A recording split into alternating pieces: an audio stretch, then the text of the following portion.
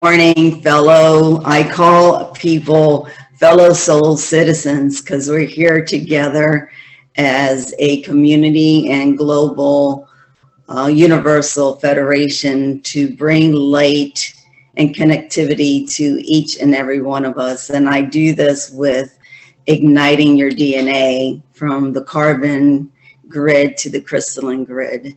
My story goes as far back as I can remember. As a little child, I had intuition and can see things happen within the physical being, and also ahead of time.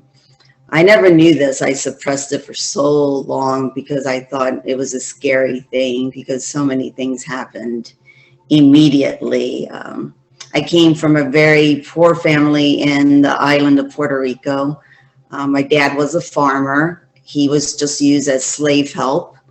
And he looks very Irish with green eyes. And my mother was more the indigenous family. And they had inherited gifts of herbs, healing. And my grandmother was a midwife for that little island community. And from there, I connected with her. And she was the one that after she passed from her house that she grew up in and raised all these people and healed people was on fire. She survived in a hospital, but then she eventually passed on April 5th. And I felt her energy come towards me. And since then, I embraced it and I did more soul searching. I mean, like most of us, we start with Reiki, and that's where I started. And then I said, there has to be something more deep that can remove things from each layer because I can see things. And I went to school in the late year of 53 to be a massage therapist. And I took that challenge while working full-time in corporate as Jennifer does, and data analyst. That's what I was before, which also prepped me to do what I'm doing now and how I envision quantum blueprint mentoring, facilitating to connect to your soul. The basis was my database analyst is removing tables and SQL databases and making the information flow. And I've envisioned that our bodies can do this. Our bodies can remove things that doesn't belong, that there's been lingering there, that's been sticking there. And then I can make your information and DNA level flow into the most optimal version of yourself that you're not even aware of sometimes, because it wasn't open, it wasn't ignited, it wasn't brought to your attention. And every client that I work with, it's not a cookie cutter. It's very individualized for each individual person. It's a unique experience for that person. And every time I work on a person is also a healing part of me because we're all unit. We're all one in mind, body, and soul. So the more we do this within our lineage, the more we're able to help the world become a better, peaceful, harmonious place for us to thrive on. So that's how I came about doing it. My sessions are about 2 hours long for this. We really delve in deep. I even have you sit down for at least 30 minutes by yourself, and I created a PDF of layers of things, of sections of your life from childhood to adulthood that has kept you from fulfilling what you wanted to fulfill because you weren't heard. In this session, you are being heard and you are releasing on paper of what has inhibited you to live your best life. And then from there, we communicate again, we release, I facilitate healing for them with sounds, healing sounds of pyramid, sound healing bowls, chimes. I also speak light language to the soul, which is very unique. Some of them I can translate, others I can't translate it. It's just uniquely guided for you and you only. Light language is a light source of your DNA. It activates within yourself. So everyone receives different light language during that session. I also give them the opportunity after the session, 2 months later, to connect with me for an hour for free. If they have been stuck or they want to share their reveals or share their expectations. Several of them have gone on, and that's my abundance blessing, when they have moved on and they have created their small business, or their family has become more unified, or their mental well-being has been open and enlightened. So that's the gift that I receive later on when I facilitate this particular session for my clients. That's the best gift that I can ever endure or feel, and can give back to the world and to the community. So that's how I came about with that quantum blueprint mentoring. I started with Reiki first, and then IET, and then I said there's got to be something else that we can connect to the soul. I also come from a background of very religious belief, heavy religious belief in Catholic, and also my parents converted to the Church of Jesus Christ of Latter-day Saints, the Mormons, which I was a missionary. I'm no longer a missionary or a faithful member of the church, but I do believe in faith, and I believe in prayer, and I believe in doing things that we share for the goodness of everyone. So if you have any questions, I'm open to that as well.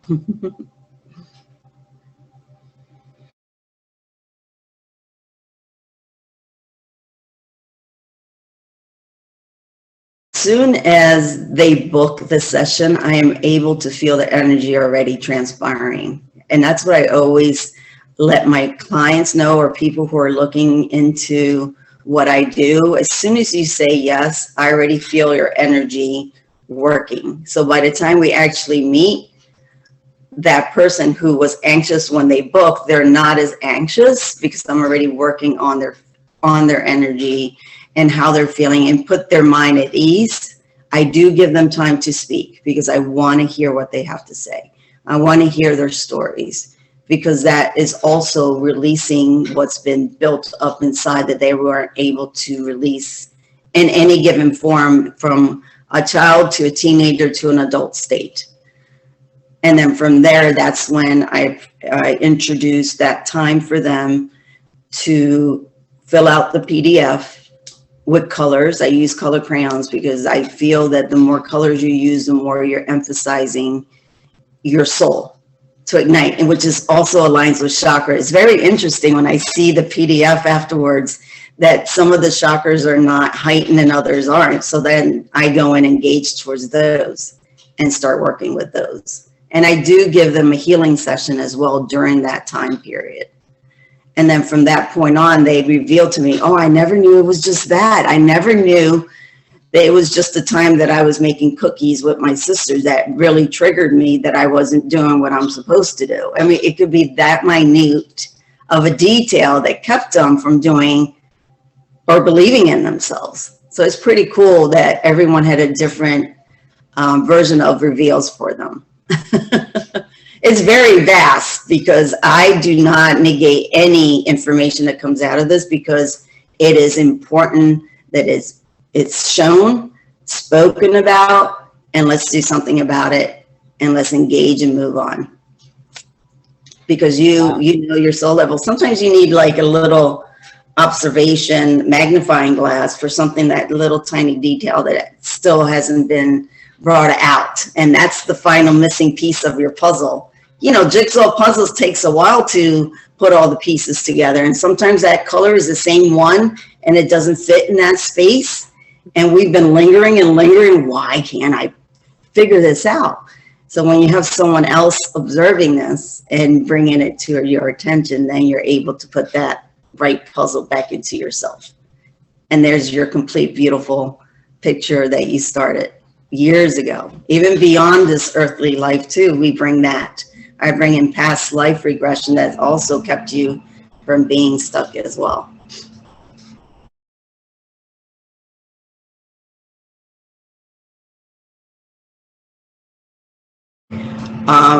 When I was in the LDS religion, the Church of Jesus Christ of Latter-day Saints, at that time I was 22 years old.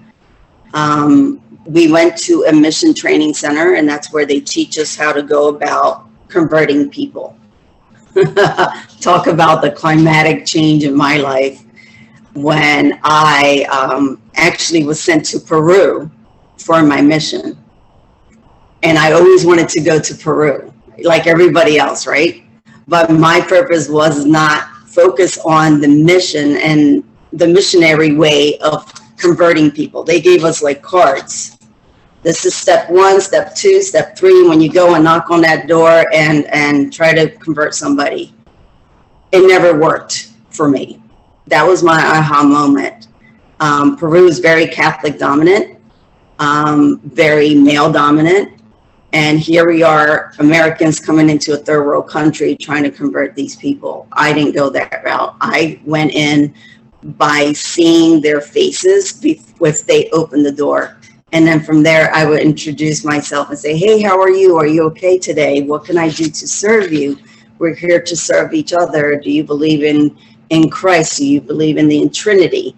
Which is totally offset of the 8-card program that was taught to us in the training center. From that point on, that's how I knew to engage with people on a soul, heart-to-heart level. And I never fit in it. So that's my discovery too. I never fit in that role where things had to be this stringent, because we cannot put anything in a box. There's so many vast things that we can't even describe by words. We can describe by heart and heart connection. I hope that helped you know more about why I decided to do what I do. It was from that onset, 22, and I didn't discover it until 2013 when I had a hysterectomy. So that's another part of your soul, your organ of reproduction, and which I had to because I have precursors of cancer. And that I said, there's got to be something. And I healed myself within that, with the Reiki, with the IAT. It's just, it kept magnifying. Your will can cure anything. I know we have contracts and we're here to serve each other at different time levels, but that one igniting can help that other person prolong a little bit longer and to say, oh, I got this. Now I can go in peace. That's my goal, that they can literally say, wow, I did this, and now I can go in peace. I fulfilled what I needed to fulfill in my life. Thank you.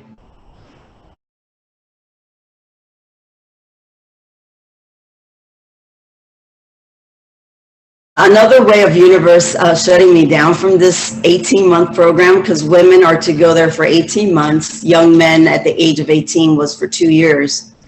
My last visit was in Huacho, which is a very Quechua environment, so that the people lived in huts and dirt floors.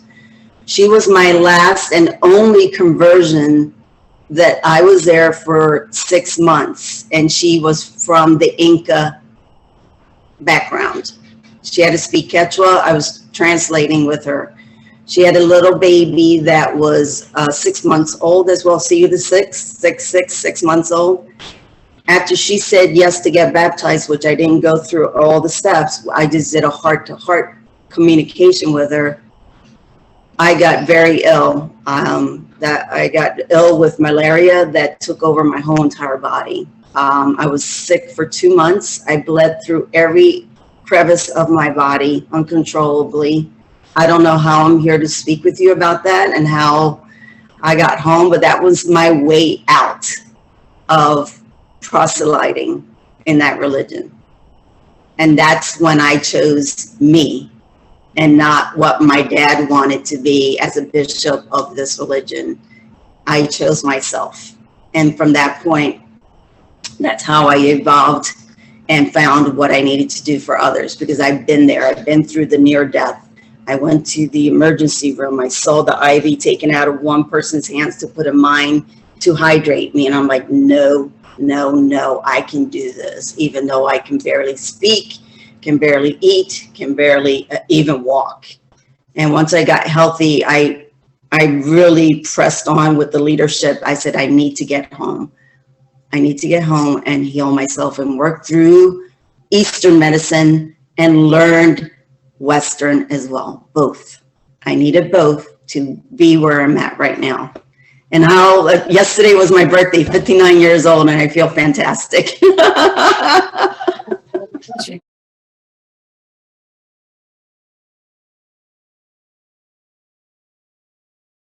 I believe in both because I needed both to put me back together. And it took almost 5 years later to get my organs back to just a functioning mode. And then from there, I saw and used the internet because I'm a database analyst. I was researching the heck out of the internet back then, whatever we can get, because it wasn't Google. It was, I went to the libraries and researched a lot there too, with herbs, holistic and stuff. And that's when I tapped in to my grandmother who studied all this in the island. And she goes, come on, just talk to me. And I commune with her. And then that's how I was able to heal also myself and my daughter, who had asthma from 8 months to 5 years old, 6 medications. She no longer has any upper respiratory or asthma at all. And she became a rugby player, president of a cappella in college. So it really works. It really does when you choose you.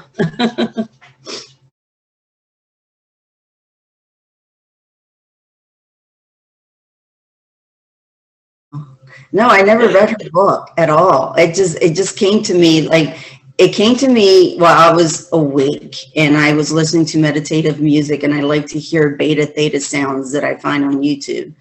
And the acronyms QBM kept coming through, and I'm like, okay, what are you trying to tell me with QBM? And then I always was very physiological. I can't even say it right because of my Spanish. I'm thinking the word in Spanish. I always saw things in a different dimension. So quantum came through. And when I work on people, when they say yes, and I ask them, because I do not interfere with energy, I ask them, I see literally all their organs and what's working, what isn't, what's dull and what's not. It's like I have a human MRI system within my third eye, because I can literally see your body is a blueprint anyway. The energies around it is part of the blueprint anyway. So it keeps going expansively beyond this hemisphere to the next and beyond.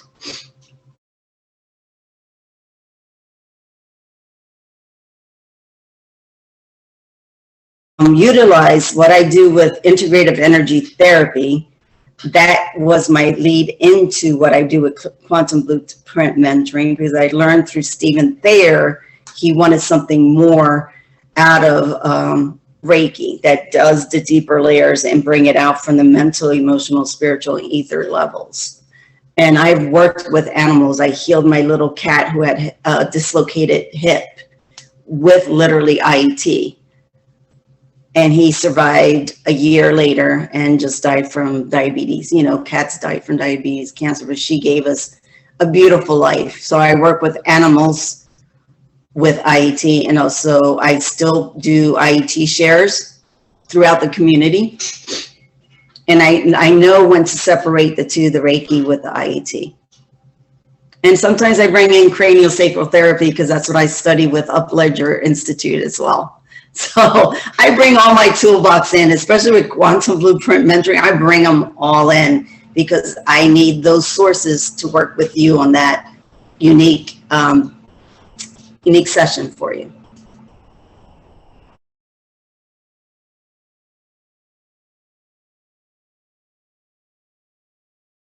That's exactly what I feel and see. And I also bring that out towards other people. So what we're doing right here, I'm opening you up more of what you've always known. It's just amazing how is a trickling effect, a domino effect. And I worked with Down syndrome kids when I was 19 out of college before going to this mission. And then like several years later, I worked with adults with Down syndrome.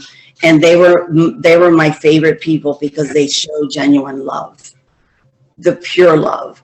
And they are overachievers. And that was another way of life showing me Myrna, what are you doing database? I say, well, I got to make an income. I need benefits and blah, blah, blah. But then behind the scene, it kept saying, you know what you're doing. You know what you're doing. This is just giving you little steps to get to where you are to be for others in the future. So accept where you are, believe who you are, and continue what you're doing. And then life will life will present the gifts for this time for yourself at this moment.